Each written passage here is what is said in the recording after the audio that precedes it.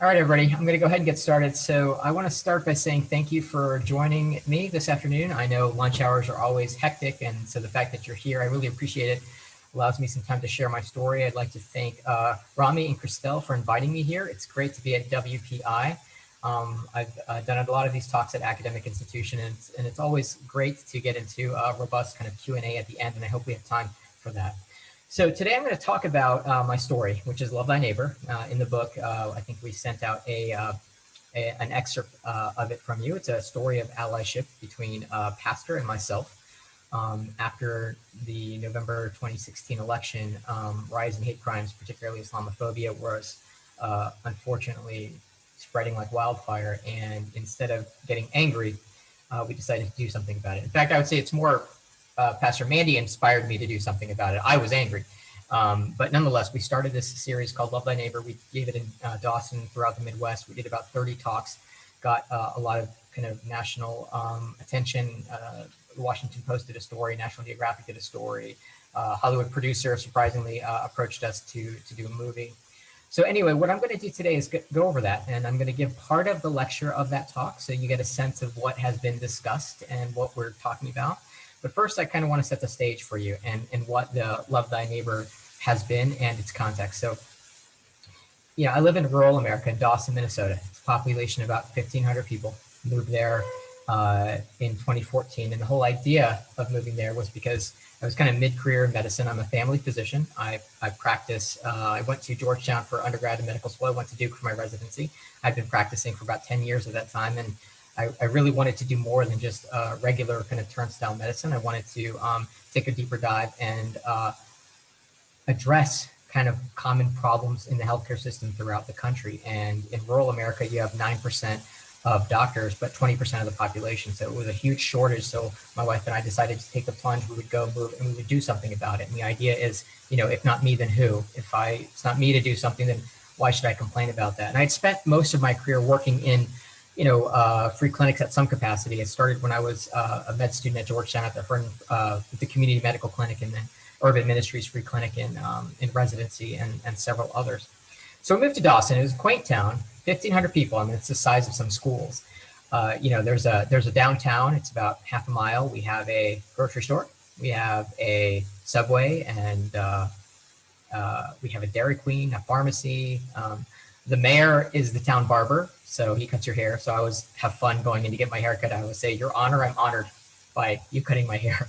We always have a good joke about that. But that's Dawson. It's nice. It's a great community. It really was welcoming to us. I mean, if you think of this picturesque, like Storybrooke type picture, everybody's friendly. Everybody knows one another. Everybody says hi.